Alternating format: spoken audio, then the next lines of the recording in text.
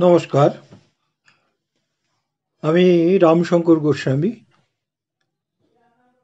হসলা শ্রদ্ধার সম্বন্ধে একটি কবিতা আমি আপনাদের জন্য উপস্থাপন করছি।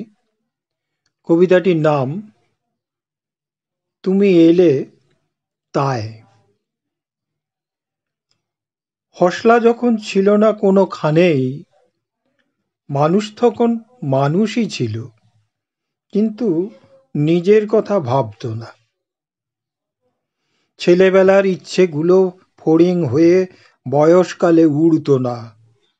মেয়েবেলার স্বপ্ন রঙিন লাল ফিদেতে বাঁধত না।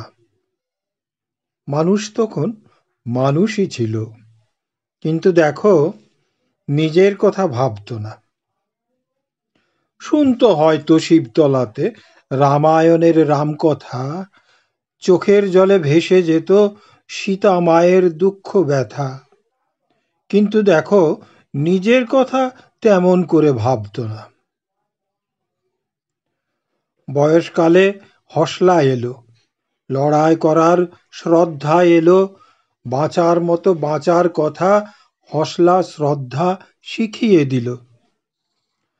হসলা এসে মুক্ত মনে যুদ্ধ করার বর্ম দিল। কুরুক্ষেত্রে ধর্মযুদ্ধে হসলা যখন সারথি হলো, যুদ্ধ করে রণাঙ্গনে শরীর মন সতেজ হলো। মরা গাছে শুকনো শাখায় ফুলকুমারীর আভাস এলো। মনের মাঝে লুকানো মেঘে জল থই থই প্রাণের হদিশ মানুষ তখন রাখত না।